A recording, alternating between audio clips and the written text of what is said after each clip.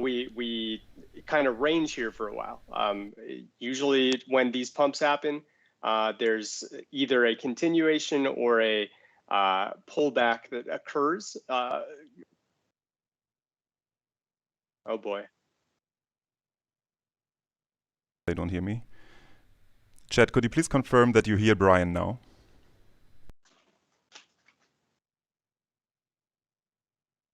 Test 1, 2, 3.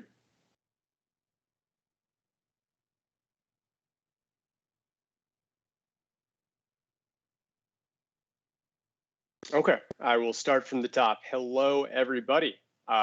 Welcome to our first This Week in Crypto of August. I'm your host, Brian, alongside my co-host, Dino here. Also, while the audio is off, I failed to mention that this call that we do every Friday is not intended to be investment advice. We are always here to show objectively what our data is showing, nothing more, nothing less. That being said, Bitcoin has climbed up to 40.1K for a modest 6% gain in the past week. But check out Ethereum here, a massive plus 19% that they've put up. After being at that 22 to 2300 range a week ago, it exploded to a 2-month high, getting all the way up to about 2800. Now sitting at about 2760 to 2770, depending on what data you're looking at. And obviously, many altcoins subsequently exploded.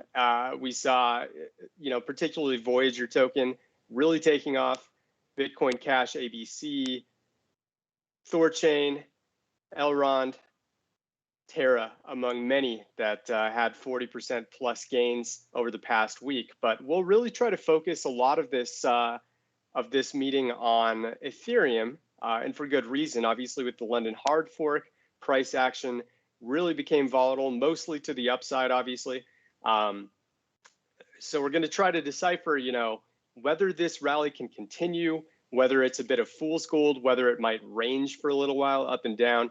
Lots of directions to anticipate here, and we do think that volatility will continue one way or another, with Ethereum being very polarizing right now. Many not believing it, others thinking this is just the beginning, and we're going to get right back to that $4,000 plus market price that we saw just a few months ago.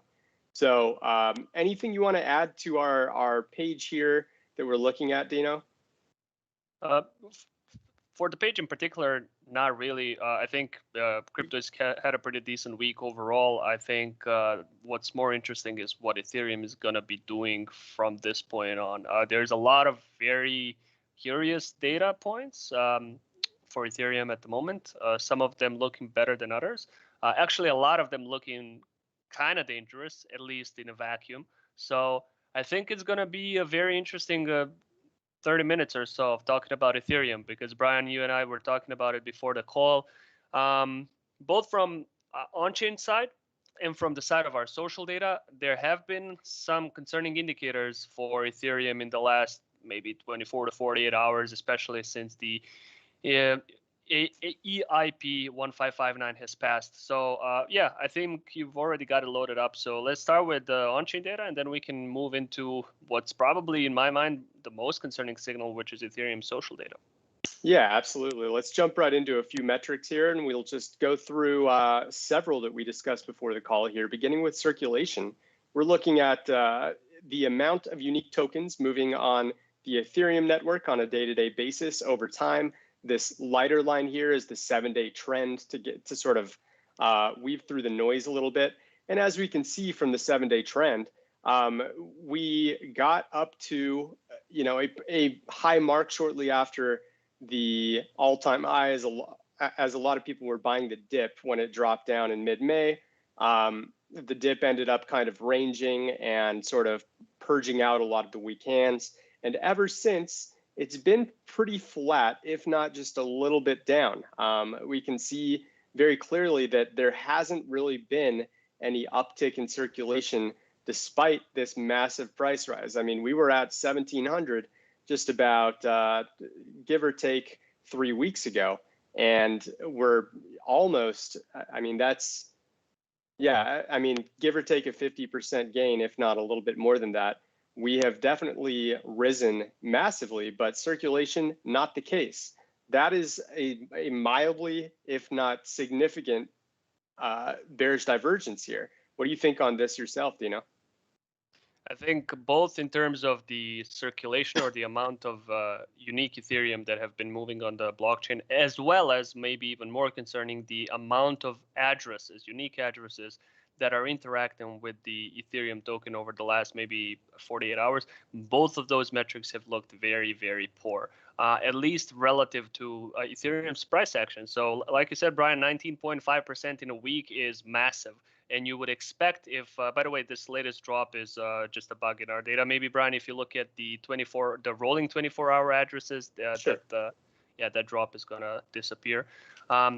In either case, both of those metrics. So, like Brian said, circulation essentially what it tracks is just how many unique Ethereum coins are being moved on the blockchain, and then the daily active addresses track the amount of unique addresses that are interacting with Ethereum. So both of those metrics, in a sense, are trying to visualize and quantify the amount of engagement and interest in Ethereum, both as a network and as a coin.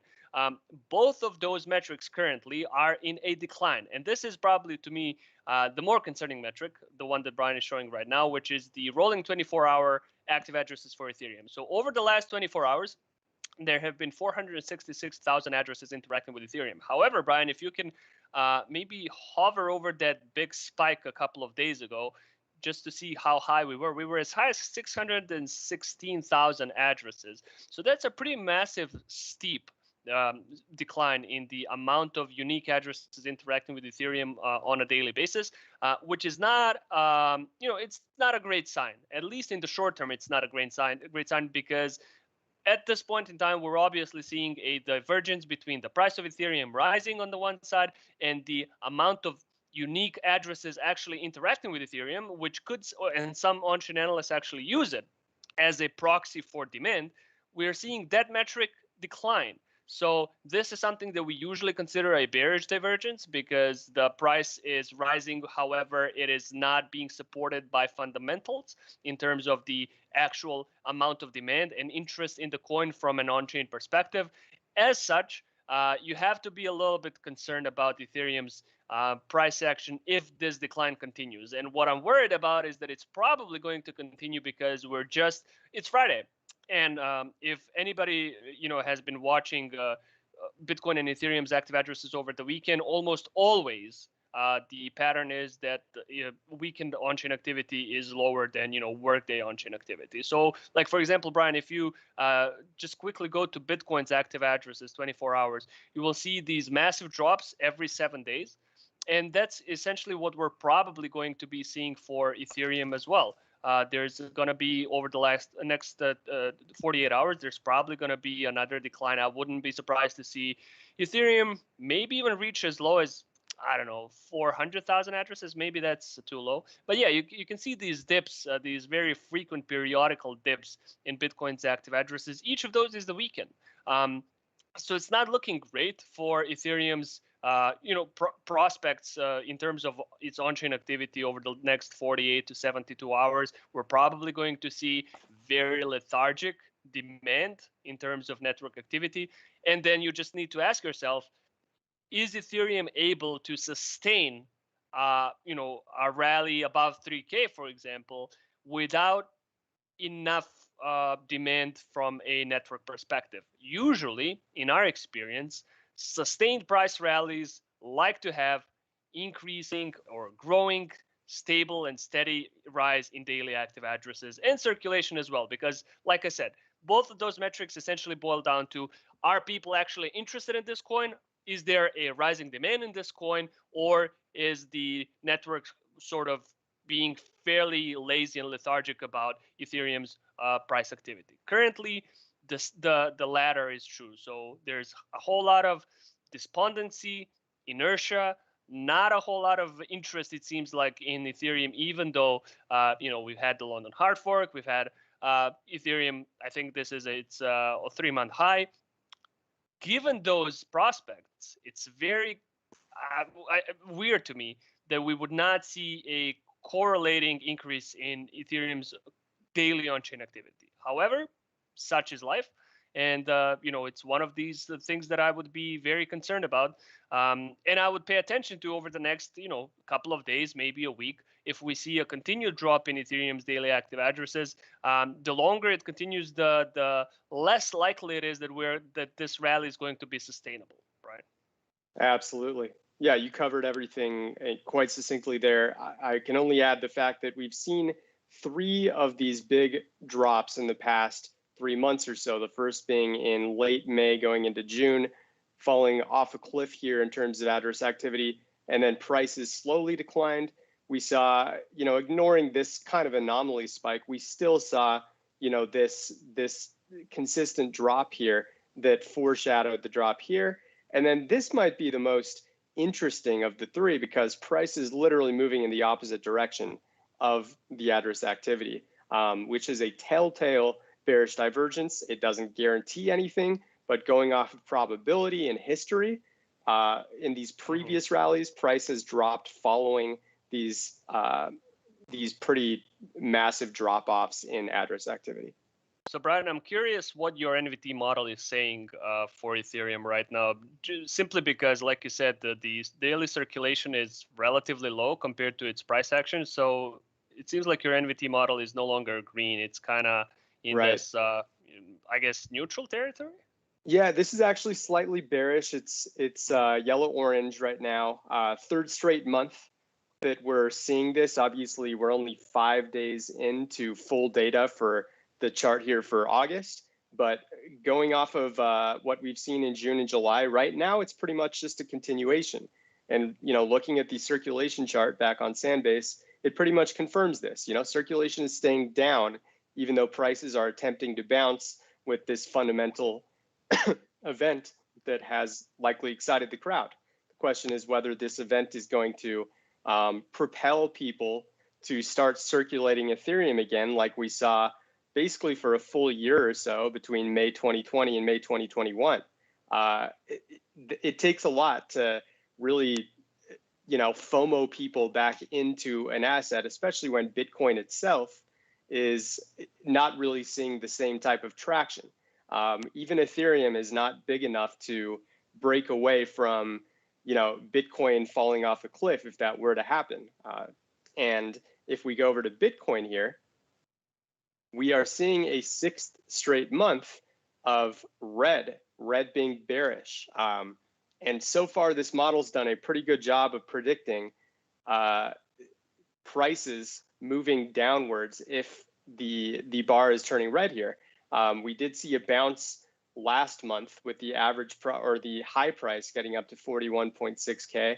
But for the most part, these red bars indicate that prices are going to move downward, and the green is going to indicate it's moving up. So circulation, not really any better. In fact, it's worse comparatively based on market cap, looking at Bitcoin. So even if Ethereum, starts to rally a little bit, you got to keep an eye on the fact that Bitcoin's showing a 6th straight month of red, and Ethereum itself is yellow-orange 5 days into the month of August, after 2 straight months of being slightly bearish and seeing the price basically drop off as the model predicts. Right. So for those of you that are unfamiliar with exactly what Brian's model here is doing, by the way, Max has already shared the link to this model in chat if you want to check it out for yourself. But essentially, Nvt ratio is very simple. You take the market cap of the coin and you divide it by the amount of unique coins that are moving on the blockchain daily. And what you get is you get sort of the ratio of the value of the entire coin, of the market cap of the coin, relative to the amount of value being transferred on the network on a daily basis. So if the coin's market cap is too high compared to the amount of coins being transferred on the network, which is being used as a proxy for the amount of value being transferred on the network. So if the market cap is too high, but the value transferred on the network is too low, then this model is going to be bearish. If the market cap is low, but the amount of coins being circulated on the network, basically the amount of value being transferred on the network and created on the network is very high, then the Nvt ratio would be bullish, saying, look, this coin currently seems to be slightly undervalued or largely undervalued based on the amount of token circulation. All right. So Brian, I Exactly. think it's a good idea maybe to now jump into Ethereum social metrics, unless you had something else in mind. I No, think that's perfect.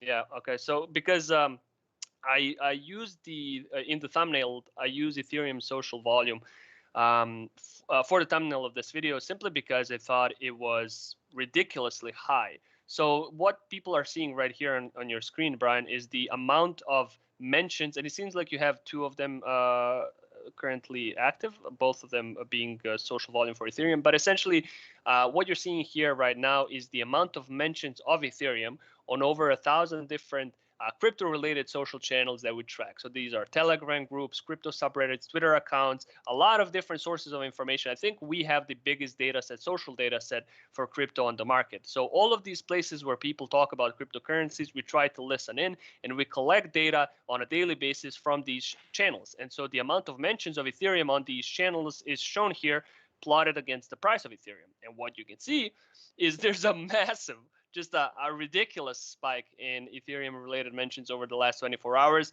suggesting that people are very much, at least the crowd is very much talking about and is very much paying attention to Ethereum's current price action as well as the London hard fork. So even though on the network level we're not seeing the same type of excitement, on the social level, on the retail level, we very much are. And yeah, Brian, if you want to share share anything else on this chart and then also show the sentiment for Ethereum, I think both of those are kind of looking a bit scary. I don't know. Yeah.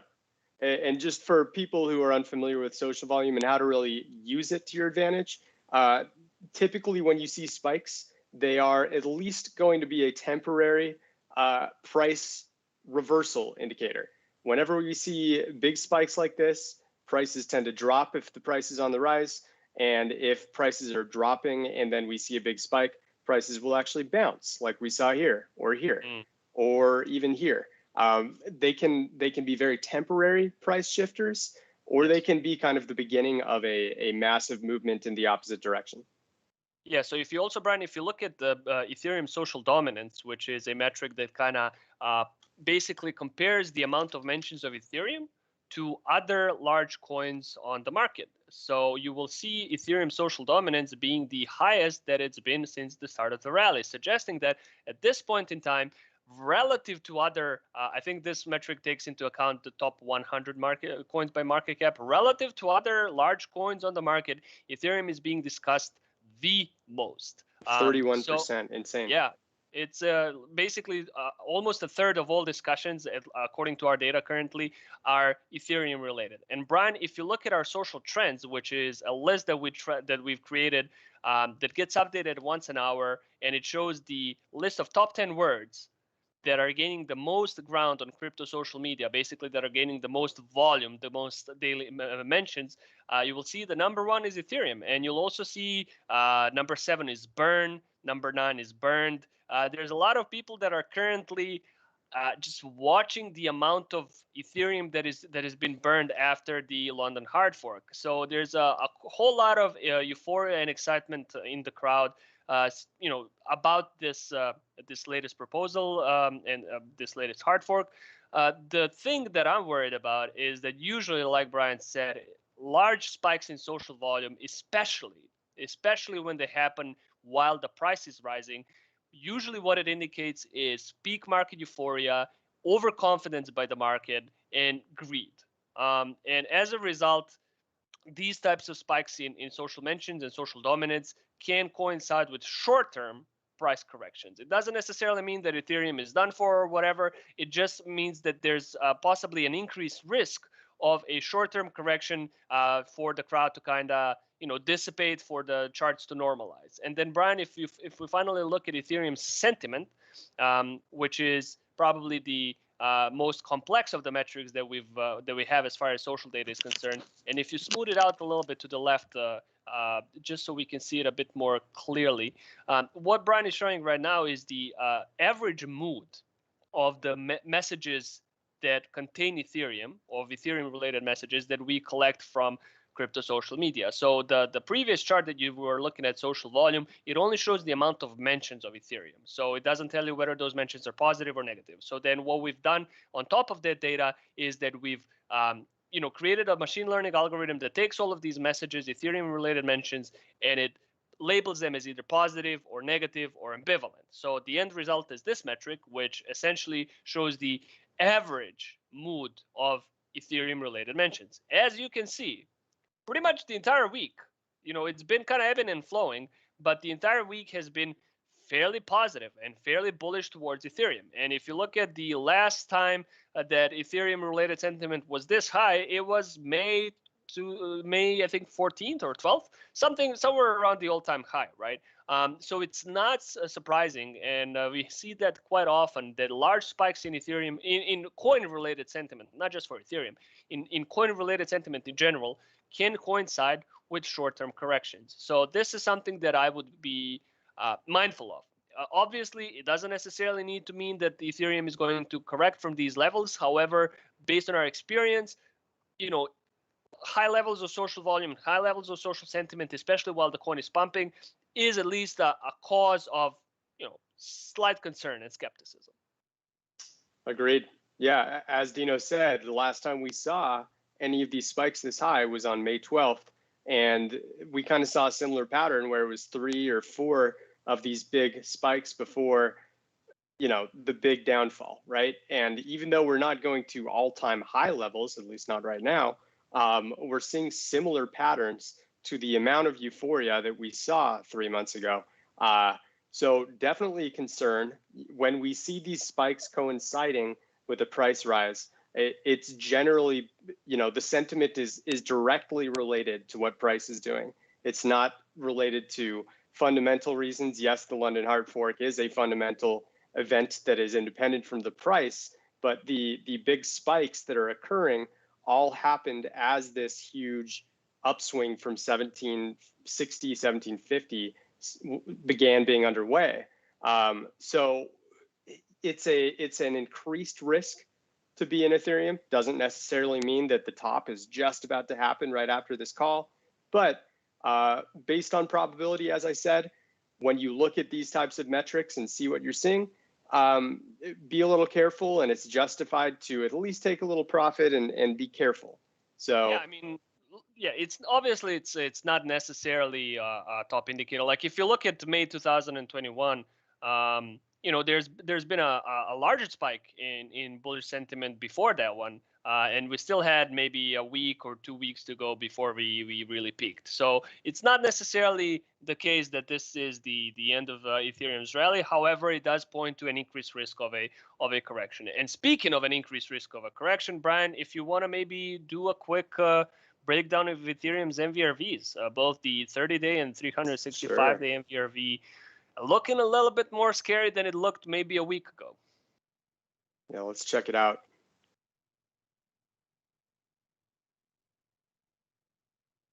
While Brian is setting it up, I'll just explain what MVRV basically does. Mvrv ratio is an on-chain indicator that tries to visualize or quantify the average profit or the average loss of a certain group of holders. So currently we're looking at the 30-day Mvrv ratio for Ethereum, and Brian, maybe better to use the intraday Mvrv because it's a bit more granular. Essentially, the 30-day Mvrv ratio shows the average profit or the average loss of all addresses that have acquired Ethereum in the previous 30 days. So at the moment, the intraday, that's 1 day. You can use the 30-day intraday. It's got it. Yeah, there we go.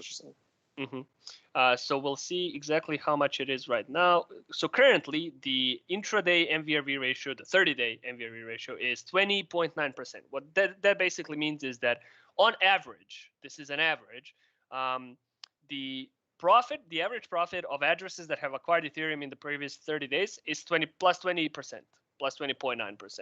So it seems like in the last 7 days or so, there's been a relatively significant increase in the unrealized, unclaimed profits of short-term Ethereum holders. Now, the way that people generally use this metric, on-chain analysts use this metric, is that you look at historical patterns. And Brian, maybe let's zoom out to the last 3 years of data since maybe 2018 or 2017.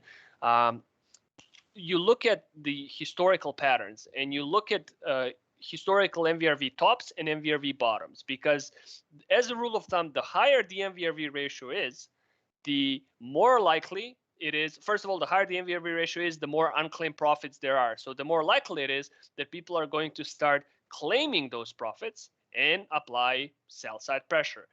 Brian, I think that's a 7-day interval for MVRV. Maybe, I think so. Yeah, there we go. So maybe just change it to a 1-day interval so we can see it a bit more clearly. And then the lower the MVRV ratio is, the more undervalued the coin is according to this metric. So if we look at current MVRV, this is obviously we're starting with the short-term MVRV, with the 30-day MVRV, basically the looking at the sentiment of short-term Ethereum holders. We're currently at plus 17%. So actually probably plus 20%, maybe the last day or so it hasn't been loaded here. Yeah, a minute ago it was 20%. Anyway, let's say it's 17. It doesn't really matter. If you, Brian, draw a line where we are right now, and let's look at how often we have been above this line, and when we are above this line, how long we stay above this line. You can hold shift, yeah, while doing that, so it creates a straight line. There we go. So as you can see, the current level, the current sort of the current level of Ethereum's 30-day MVRV ratio is relatively high. Anywhere between like 20% and above is usually a sign that we are in a relatively dangerous zone for Ethereum's short-term action, because it suggests that short-term holders seem to like to start claiming or taking some profits at these levels. Like we've seen in May of 2021, we have seen Ethereum's MVRV ratio go to as high as, I think it was like 40%, plus 40% maybe at some point. Okay, 37-ish, yeah. So the current level is not it's not a historical high or whatever, but even then, it's only lasted for a week or so. This massive spike in Ethereum's MVRV ratio before we went back down to earth. And as a rule of thumb, the current levels, I think you could count it on the fingers of one hand or two hands. The amount of days that we have been above this level of Ethereum's MVRV ratio in the last year. So it's a little bit concerning, because it suggests that Ethereum is no longer in an undervalued position according to its short-term ratio. Now, if we look at the 365-day MVRV ratio, Brian, also the intraday one, let's see what that looks like. I think it looks a bit better, but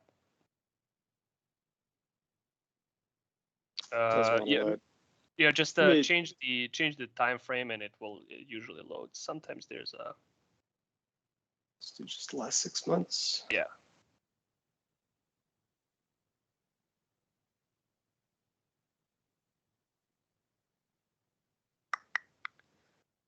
Might be an issue. I'll just give the page a refresh. Yeah, a reload. Yeah. Maybe because you have like a bajillion metrics loaded. But I think what you'll see in the 365 of the MVRV ratio is you will see a very similar pattern where 2 weeks ago, we were comfortably in a negative MVRV ratio, both in terms of short-term and long-term holders. Both were underwater, and as a result, there wasn't a whole lot of sell-side pressure. And in general, yeah, there we go. Now we're at about almost plus 50%. In Ethereum's 365-day MVRV ratio. Now let's, Brian, zoom out to the last 3 years and see how often we have been at this level. And there you go. So currently we're at a plus 50%, which we have gone much higher than this throughout this rally. I think the top was at about plus 150%, although that's not really, it's far from sustainable. However, if you really look at the previous times that we were this high, if you look at March 2015, if you look at July 2019, you can see that these levels have in the past been relatively concerning as well. So it's kind of a resistance level for Ethereum's long-term Mvrv ratio. At the very least, both Ethereum's short-term and long-term Mvrv ratio are a bit more concerning today than they were 7 days ago. And if Ethereum's price continues to rise, if we break 3K, it's going to be even more concerning. And it's the higher these levels get, the more likely it is that we are going to see some short-term normalization of the price and of these metrics before we can see another leg up. So currently, because of this, 19.5% uptick in Ethereum's price, both of these metrics have gone haywire, which is another sort of slightly concerning signal. Now, like similar to social volume, it's not a sign that we are near a top. It's just a sign that it's a bit more risky than it was. And Mvrv ratio does sometimes tend to go crazy, like you see here, for a week or two before we really crash down to the ground. So we might see another sort of leg up before a correction, but keep an eye on this metric. Similar to social volume and on-chain activity, general on-chain activity for Ethereum, it's not looking as great as it was. Agreed. In essence, the higher up we go, guys, the more of a risk it is. It could easily get up to this range. Likely not this range. This has not happened too much if we look at the last 3 years, but we're in, mild to notably bearish range right now. And typically, a lot of people like to buy into these rallies, but the true times to buy into the rallies are when this metric for 365-day intraday or 30-day intraday is underwater, which we are not right now. Yeah. I think we're already at a 30-minute mark. One last thing to talk about Ethereum. And in the meantime, guys, you can already type in chat if you have any questions or suggestions about the coins that you would like us to analyze at the sort of second part of the stream. So after we're done with Ethereum, type it in chat. One thing that I always say to people, it would be preferable if you guys have questions about Ethereum-based coins. The only reason why I'm saying that is because at the moment we have on-chain data for Bitcoin, Ethereum, all Ethereum-based coins, Ripple, Litecoin, and a few other blockchains. But we don't currently, nobody really does, cover the entirety of the crypto ecosystem in terms of on-chain data. So if you want us to do this type of analysis, look at Mvrv, look at exchange-based metrics, look at daily active addresses and the likes, look at whales and what they are doing. Make sure that it's an Ethereum-based coin. Obviously, it doesn't have to be. If you just want us to look into specific coins, we can also, every coin in our database, we have social data for, we have development activity data for, so we can still do some interesting analysis, but we can't go as deep necessarily as we could with Ethereum-based coins. So just a word of advice. So Brian, last thing that I wanted to talk about Ethereum is exchange data. And this is something that I thought was quite interesting. So if you load up Ethereum's daily deposits and exchange inflow, I think both of those are kind of interesting. So these two metrics are on-chain metrics that try to basically show you if there's an increase or a decrease in Ethereum-related sell-side pressure. So daily deposits are a metric that tracks the amount of addresses that are being used to deposit Ethereum to centralized exchanges. So the idea is that the higher the amount of daily deposits, the more people and entities are sending their Ethereum or a particular coin to exchange. And as a result, there's probably going to be an increase in sell-side pressure. Now, Brian, probably best to take a one-day interval for daily deposits just to kind of reduce the noise. Yeah, there we go. So this is what we're looking at right now as far as Ethereum's deposits. We have seen in May this massive spike in daily amount of deposit addresses, suggesting that all of a sudden, as Ethereum started to rally and we broke 2K, we broke 3K, there was a ridiculous increase in the amount of daily addresses that are depositing Ethereum to exchanges. So you could say, all right, there's definitely been a rise in sell-side pressure. And you can also see spikes in daily deposits around several local bottoms for Ethereum, which would suggest capitulation, right? Now, currently, at this point in time, the daily deposits are not really, for Ethereum, they're not really rising as of yet. So they're sort of plateauing at this level. They have been plateauing at this level for quite some time. I think maybe a week and a half. They haven't really moved a lot. They've been at about maybe 50,000 or so. Yeah, 30 to 50,000, 35 to 50,000, I think, is usually where they've been. So what I would have expected is so this is like the one thing that's kind of keeping me a little bit optimistic, at least in terms of on-chain data. Obviously, there are a lot of different things that are keeping me optimistic about Ethereum, but in the short term and in terms of our data, this is one of the more optimistic metrics for me, simply because it's showing that they're at least on a network level. Obviously, this doesn't look into what's happening inside exchanges, but on a network level, there isn't a sell the news sort of behavior. So we're not seeing a massive spike in the amount of deposits, Ethereum deposits, as the Ethereum 1559 proposal has been passed since the London hard fork. We haven't seen a massive uptick in the amount of Ethereum being sent to exchanges. So if you look at Ethereum's exchange inflow,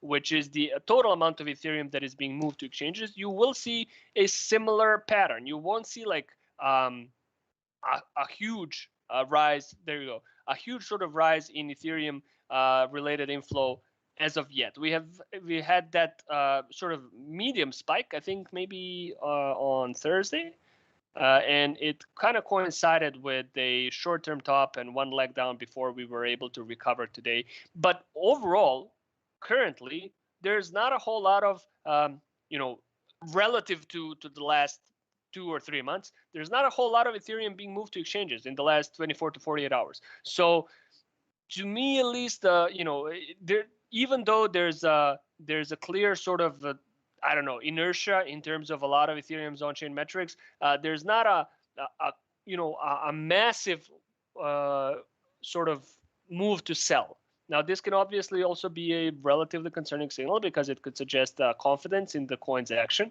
But at least in the very, very short term, it's pointing to in a sort of stalemate as far as sell side pressure is concerned. So we're not seeing a great push to offload Ethereum coins at the moment, and this is something that I think can be hopeful for Ethereum's price in the next maybe 48 to 72 hours, Brian.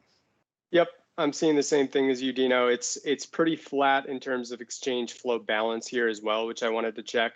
Until we see some big spikes like this or like this, it seems to be indicative of ranging being the most likely outcome to continue right now. Combine this with some of the other metrics we're seeing, like the mildly bearish divergence we see on circulation and address activity right now. Assess it how you will. And of course, track these charts along with us with your Sandbase Pro accounts. And you may see, some big spike coming up here. But for now, despite the London hard fork and increased volatility and the 2-month high in price that we're seeing, not a lot of notable exchange metrics at the moment. And maybe with that being said, we can finally look at whale data really quick, Dino, just to assess what's going on there. Oh, first of all, why don't we also talk about average fees while I clicked on this? So you mentioned that these are mostly related to NFTs when we were talking before the call, Dino, correct? Yeah, so it seems like a lot of the biggest gas guzzler yesterday was punk related, CryptoPunks, at least based on the data that I saw. So over the last maybe 24 to 48 hours, the spike in Ethereum fees has been, obviously, I think it has to do with DeFi as well, but it has been sort of NFT propelled. So I would expect not to see this type of behavior continue in the next couple of days. I would expect the fees to fall back down to earth. This is also potentially one of the reasons why we are seeing a decreasing on-chain activity over the last 24 to 48 hours, is the fact that even though Ethereum has been rising in price, the fees have also been rising. So people, we have seen very similar thing in the sort of summer of 2020. There has been a massive rise in fees, and as the fees started to rise, we have seen a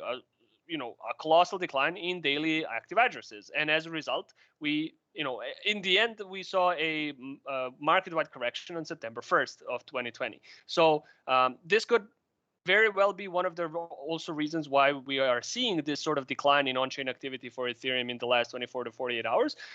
Whether it is the case or not, it's still a concern. But yeah, the spike, Brian, in Ethereum fees is mostly NFT related.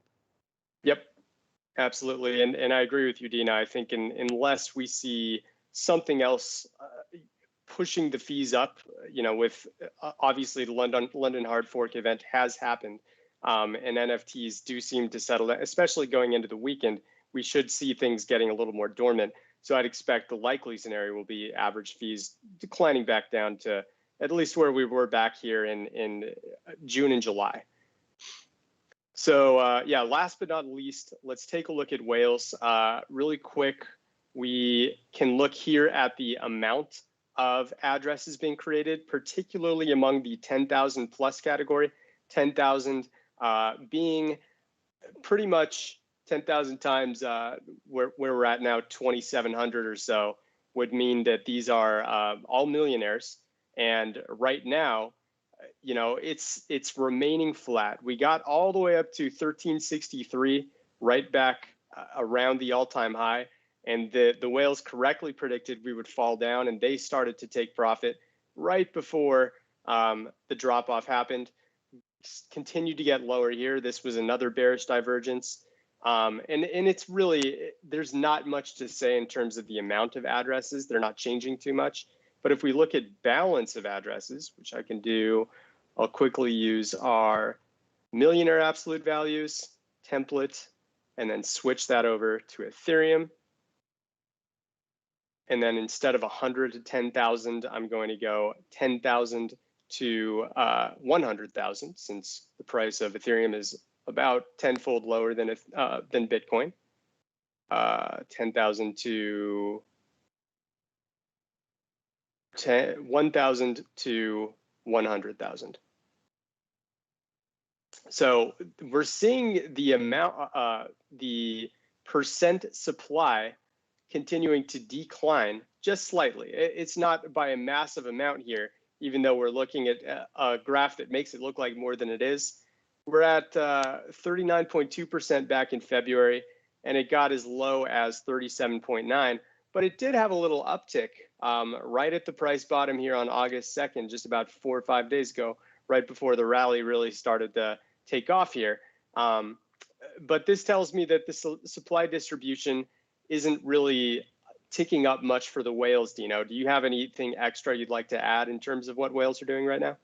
Yeah, not really a whole lot of like with Ethereum in particular. When it comes to whales, I'm always a bit I'm always a bit, I don't know, iffy at looking at it as a sort of on a like bird's eye view, simply because most of these large addresses can be 5 or 6 different things. They can be exchange related, they can be DeFi related, they can be NFT related, they can be team wallets, they can be Ethereum infrastructure wallets. So we are working on labels for these and other addresses, large addresses, that would kind of give you a better idea of, who do these addresses belong to, right? Do they belong to exchanges? Because if you see a rise in the amount of Ethereum moving to exchanges, it's a very different behavior or a very different story than if you're seeing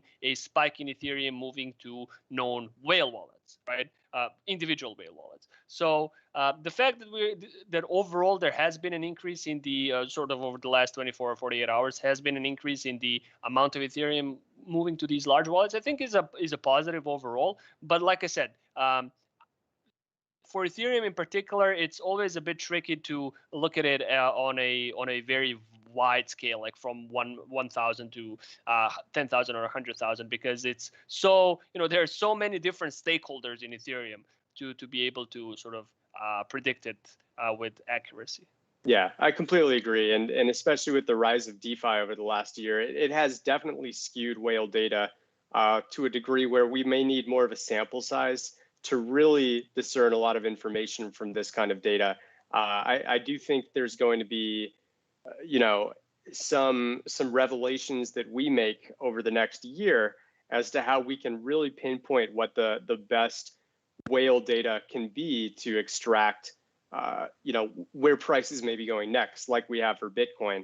But for now, just as Dino said, it's a bit grain of salty, right? We have to take into account that a lot of these wallets are on pretty ambiguous locations that could mislead people into thinking that there's profit taking when there's not, or there's a huge accumulation when there's not. So right before we take questions, Dino, maybe a quick 5 minutes on Bitcoin, since people I'm sure have a few questions about the king of crypto right now.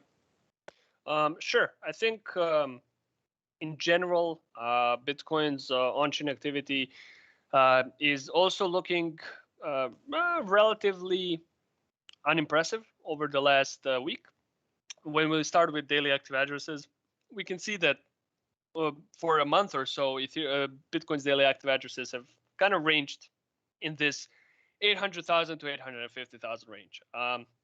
It's not able to push above it, even with its price increase. And for comparison's sake, before the May 12th May 14th drop, there has only been, I believe, 3 days since January 1st, 2021 to May 14th, 2021. There have only been 3 days that Bitcoin's daily active addresses have been below 1 million.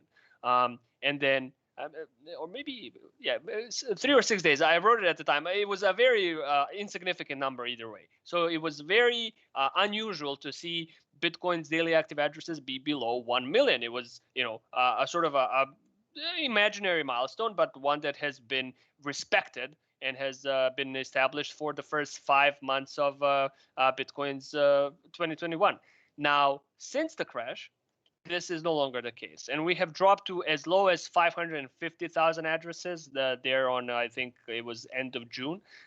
We have obviously recovered a little bit since to an average of about 800 to 850, but we're not seeing a strong uptick in Bitcoin's daily active addresses. We're not seeing a strong uptick in general network activity for BTC, suggesting that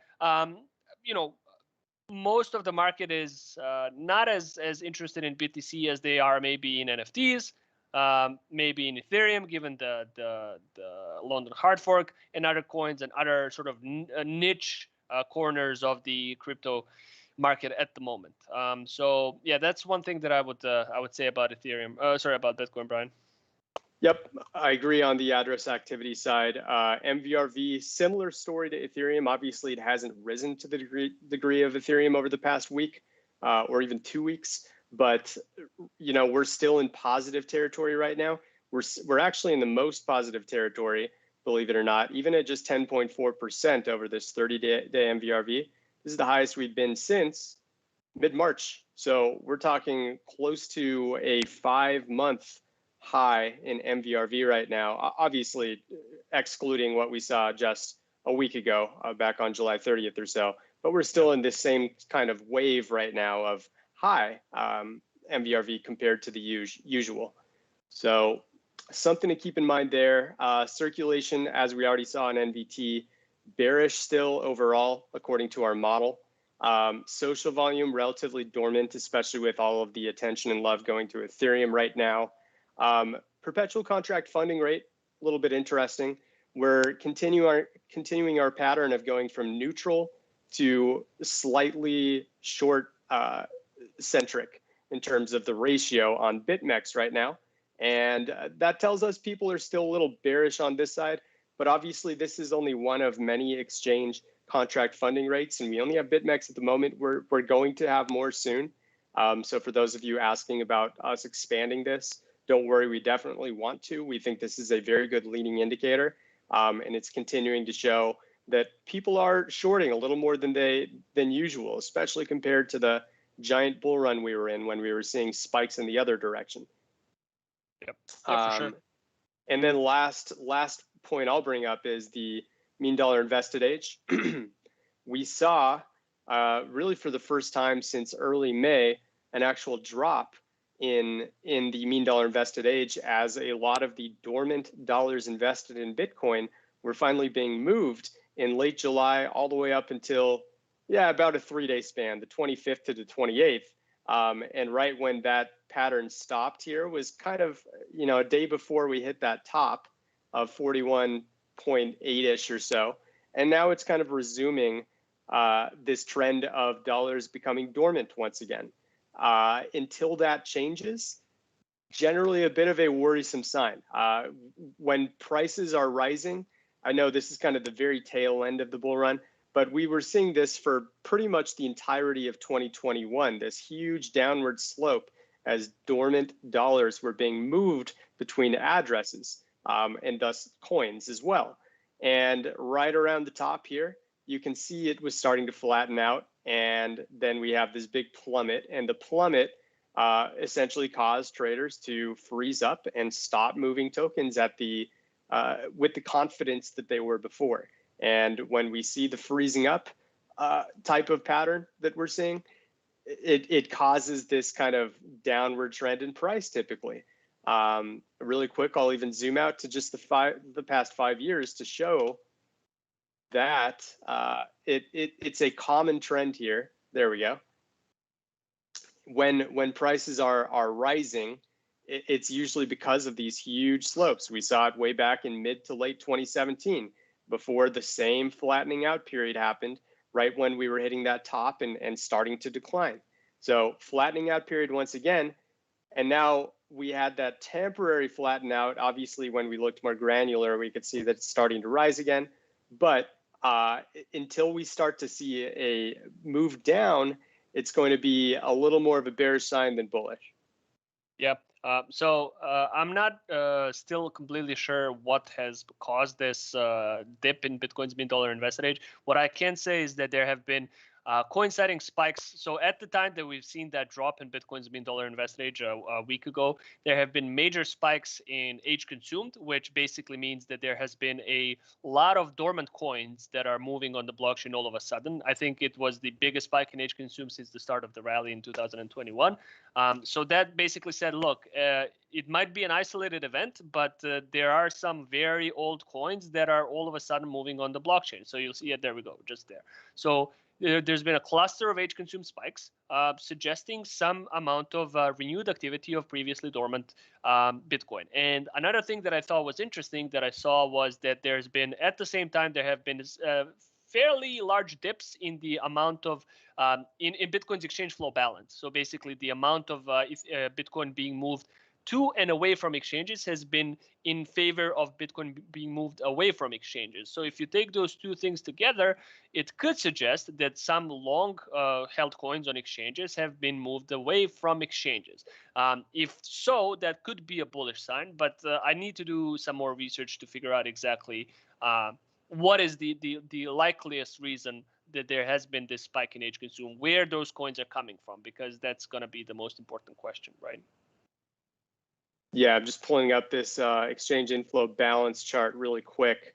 And yeah, just as you're saying, there were a few dips that were pretty massive back on the 26th to 28th, as well as on the 4th, right when we were kind of hitting that top for Bitcoin. So we're going to be watching this one closely. I'd recommend, paying attention to both inflow and outflow, but especially just having the balance here. It kind of does a lot of the math for you to see which way exchanges are swaying at any given time, what the difference is essentially between inflow and outflow. When negative, that means there's a higher sway toward the outflow side, and vice versa for inflow when on the upside. So why don't we take some questions now? I know we're 5 minutes till 8 a.m. my time, and 3 p.m. UTC. So Balresh, if you're there and want to read us a few requests, we can look into them. Yeah, so I saw, Max, a few people ask about AXS and SLP, and you said that we're adjusting our infrastructure. Yeah, we're still in transition, I think, for the Are we? I think I saw today that we've migrated the AXS contract at least. So I saw that in one of our chats. Okay, we can give it a try. We have one us. request for Kylin. I'm not sure how to say it. Okay. It's KYL. Kylin. Okay. And it's an ERC20 token that we have in our system. Right, and then for SLP, is there? I think we had it. We had that data all along, right? Has there been any major migrations of SLP, Max? I'm not familiar with it. I don't know. Anyway, Brian, I can start. I think there might have been screen. changes to both tokens, and also we don't have the whole picture because they moved to their own sidechain, so that whole part of the picture is not correct. Correct. Yeah, go ahead and take over, Dino. All right, cool. So this is what. Okay, so take this with a grain of salt, because I'm not sure if we have completely adjusted our tracking infrastructure for AXS and SLP. However, I believe that for AXS we have basically data from the new contract, and you'll see it now. Like if I take active addresses for AXS,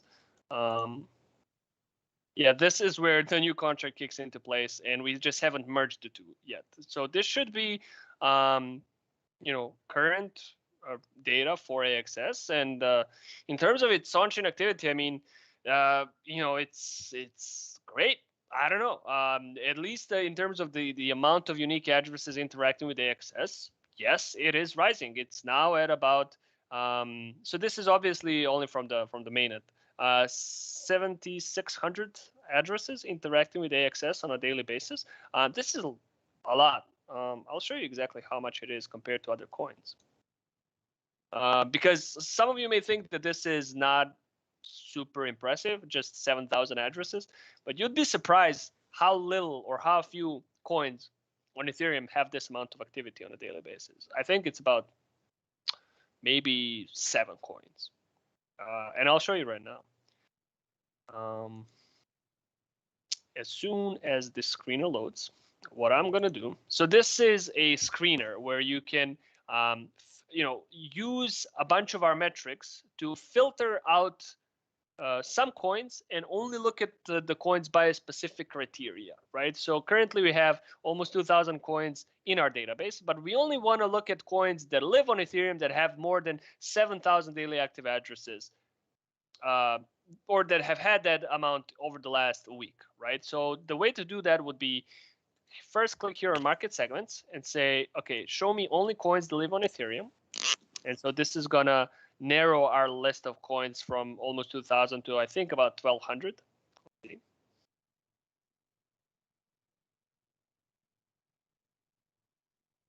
It's taking its sweet time for today. I don't know why. Anyway, it's about 1,200 assets, and then we say, okay, out of these 1,200 assets, show me only the assets that have had more than 7,000 daily active addresses.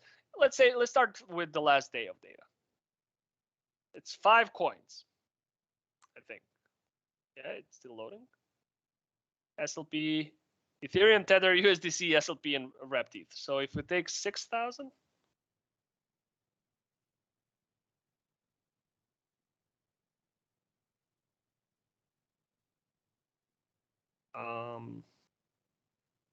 6,000 is still the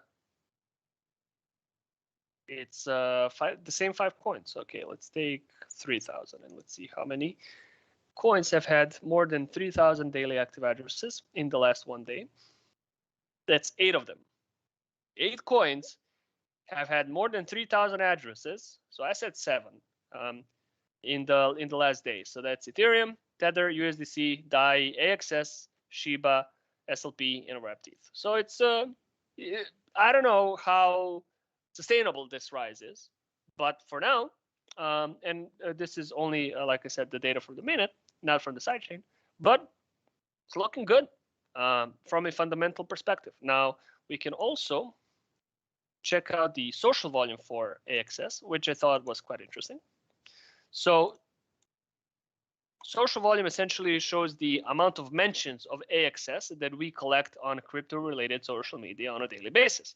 And what you see here is you see several large spikes in AXS-related mentions around sort of interesting points in AXS's price action. So we see it here on the first top, and then here before this correction, here at this local top, here actually before the real top, but it did suggest that there's an increase in mentions, and we were at a heightened risk of a correction.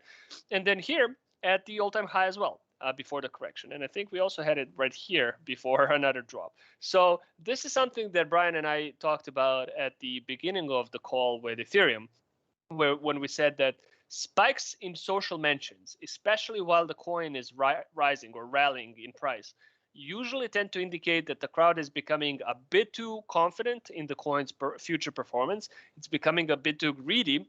You know, these mentions of AXS aren't reasonable mentions. They aren't rational. They are pump emojis and, you know, or sorry, rocket emojis, fire emojis, calls to pump the coin and so forth. So they're basically, you know, retail frenzy visualized on a chart.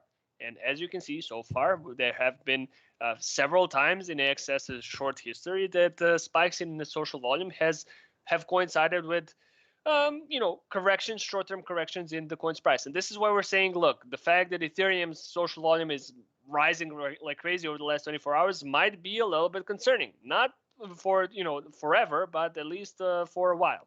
So this is a social volume for AXS. Let's look at AXS's exchange inflow, or the amount of excess being moved to exchanges. Yeah, there seems to be a fair amount. Actually, let's look at the total supply of excess on exchange.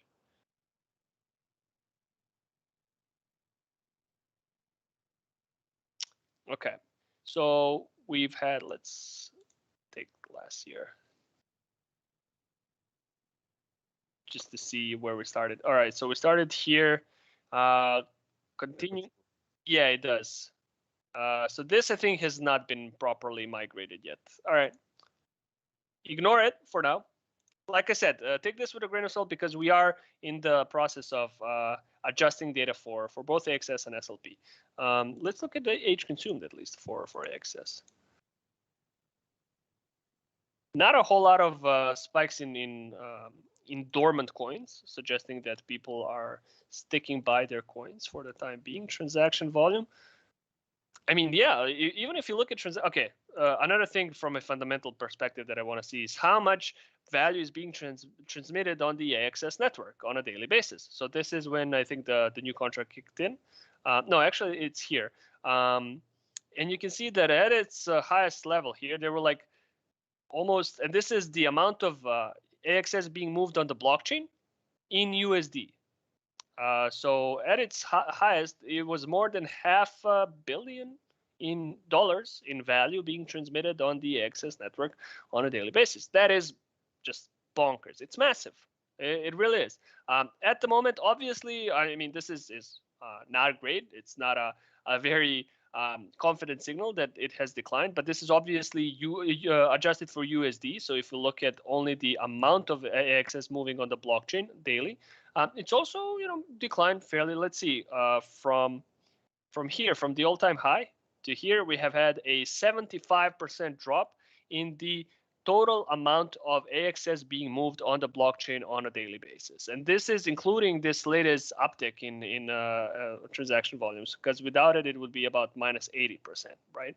So there has been, you know, less AXS being moved on the blockchain today than it has been, you know, at the end of July, essentially, which is slightly maybe concerning because but it's still a massive amount of value being transferred on the blockchain. So I think I don't want to go too deep into AXS without knowing that we have migrated everything accordingly.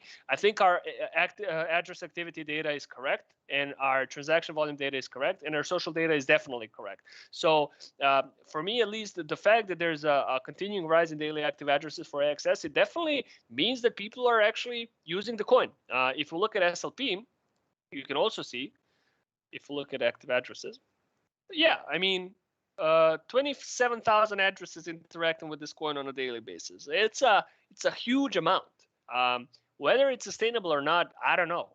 It's gonna depend on the popularity of the game, but for the time being, it's massive. And if you look at the supply of SLP on exchanges, what's interesting is that it's now starting to rise once again. So, and I mean, this is not surprising to me as people mine the SLP. I think a lot of them are going to be, you know, selling SLP. I know that a lot of people seemingly play this game on a daily basis as sort of their income. So, you know, they will probably very often convert it to, you know, stable cryptocurrencies or whatever. So they have to move it to exchanges in order to do so.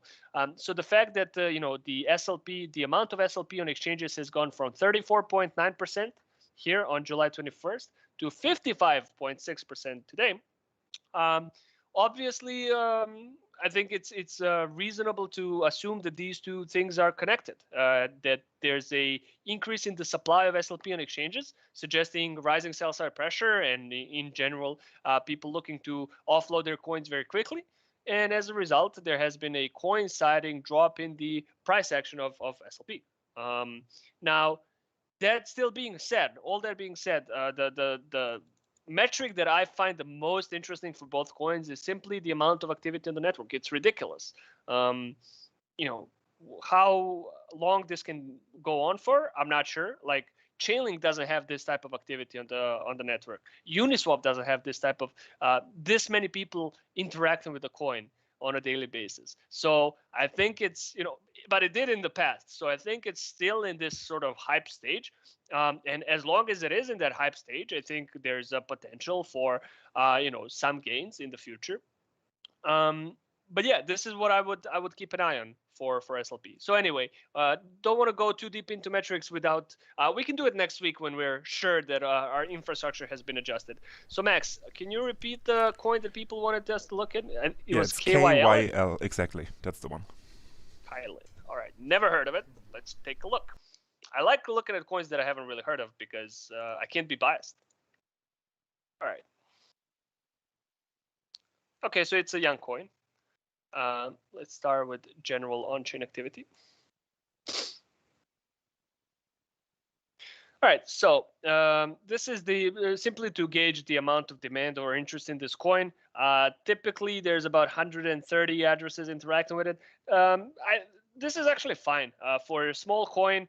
There's anything above sort of 100 daily active addresses. I consider, personally at least, to be at least legitimate. Like there's some amount of activity on the network. Sure, good. It's not Maker and Uniswap level, but there are people using this coin. There are people sending and receiving this coin on a daily basis. Now the question is, can we go from 150 daily active addresses to an average of 500 daily active addresses? If we can, that sort of network effect usually seeps into the price a little bit. So over the last 24 hours, there has been a little bit of an uptick, and we're now up to like 700 addresses. I have no idea why. Is there any sort of news or whatever, or is there some type of an airdrop? There could be a variety of reasons why this is happening, and it seems like it happens fairly often. Like this is, July 6th. August 6th, June 3rd. Okay, maybe there's some monthly airdrops or some monthly readjustment. I don't know. But for me, what I would be looking out for is I would hope to see this type of activity continue to rise, like from 150 to like I said, 500. If we can get to 500, this coin can get to 500. That in my mind would sort of make it clear that it's a coin on an upswing, especially while the market is still volatile. If it can achieve that type of growth in terms of its network activity, I think that would be great.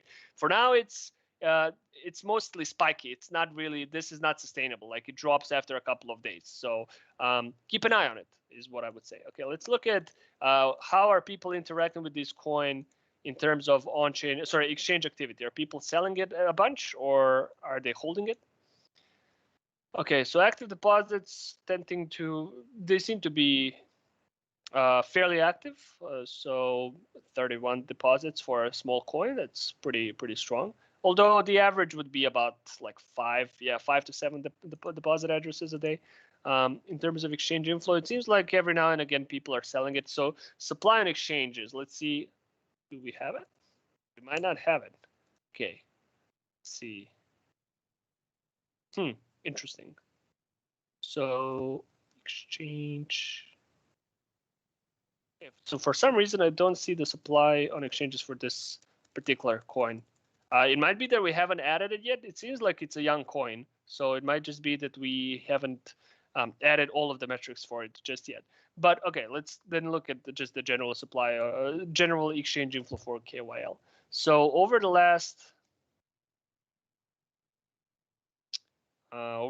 2 months, we see several big spikes in KYL's exchange inflow. And what do you know? They usually occur around very curious times in KOL's price action. They either occur at the bottom or, at the tops, local tops or local bottoms. This is something that we see fairly often. So spikes in exchange inflow during tops, what they indicate is that people are starting to take profit. They're tired of waiting and they are concerned about the coin's future price action. So they're, dumping the coin on exchanges and claiming profits. And that does tend to kind of coincide with local corrections because, in order for bulls to absorb this pressure, they would need to be happy to buy KYL at a premium because the coin has been pumping, right? And usually they don't. So that the sell side pressure usually resolves to the downside. However, when you see these spikes in exchange inflow at bottoms, like we've seen here, we've actually also seen it yesterday, right? What that usually means is capitulation. People are, weekends especially, are moving away from the coin. They are dumping because they're afraid of further corrections. And here, this sort of sell side pressure is much more easily or much more likely to be absorbed by bulls because they would be accumulating this coin at a discount. They would be buying the dip. And so this is why sometimes spikes in exchange inflow around while the price is correcting, while the price is declining, can be resolved to the upside. So if we look at net profit loss, let's see what that looks like.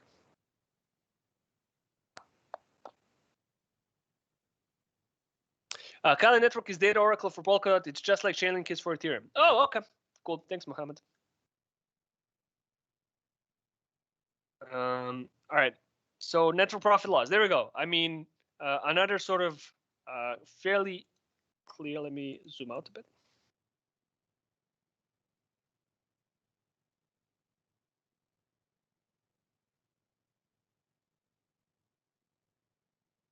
Okay. So,